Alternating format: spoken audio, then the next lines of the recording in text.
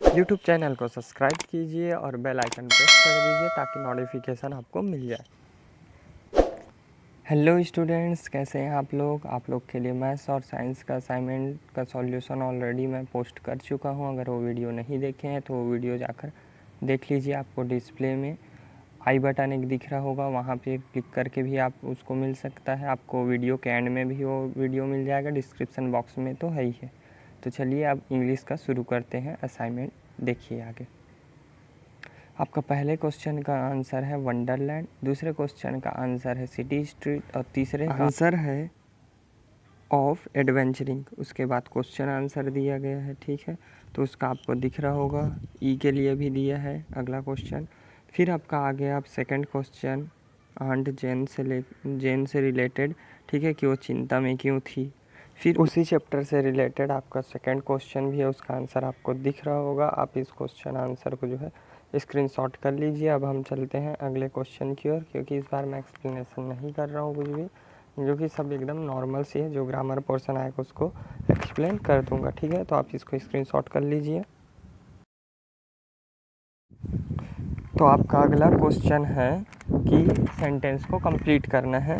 तो ऑप्शन में आपको दिया है कि पीई किट जो है क्यों नहीं पहने थे बिकॉज ऑफ, तो उसका आंसर क्या है, because it was not iron, वो आयरन नहीं किया हुआ था इसीलिए नहीं पहने उसको। फिर इसी में बी दिया है, इसमें एक अंडरलाइन वर्ड था तो लेकिन जो है मिस्टेक से अंडरलाइन नहीं लगा है और वो वर्ड है अपसेंटिंग, ठीक है। अपसेंटिंग यानी कि उदास होना या निराश होना या फिर क्या बोल सकते हो उसको, परेशान होना। तो उसके बदले कौन सा शब्द आएगा, तो उसके बदले आएगा डिसअपॉइंटिंग होना, ठीक है। तो सेम सेंटेंस पूरा लिखोगे, I have it was very disappointing sir. फिर आपका ग्रामर वाले पोर्शन में आ गया। चौथा में आपका पहला खाली स्थान में आएगा इज़, दूसरे में डिड नॉट और तीसरे में डू नॉट।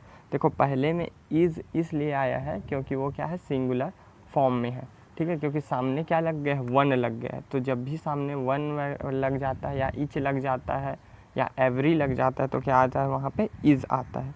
वैसे ही सेकंड में जो है पास्ट की बात कर रहा है, इसीलिए क्या आएगा, पास्ट लगेगा, डिड नॉट आएगा, सिंगुलर है इसलिए डिड नॉट पास्ट में है तो, ठीक है। फिर तीसरा में आएगा डू नॉट, क्योंकि तीसरा में क्या बोला गया है कि एंड जुड़ा है और एंड जब जुड़ जाता है तो वो क्या हो जाता है, प्लूरल हो जाता है, इसीलिए क्या आया है, डू नॉट आया है।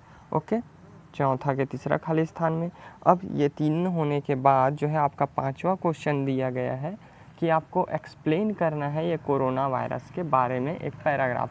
तो सेम क्वेश्चन जो है लास्ट असाइनमेंट में भी आया था, बस लास्ट असाइनमेंट में जो हैंडशेक वाला है और एक दो पॉइंट नहीं लिखा था बाकी, लेकिन वो पॉइंट भी मैं अपने असाइनमेंट में लास्ट असाइनमेंट में मेंशन किया था।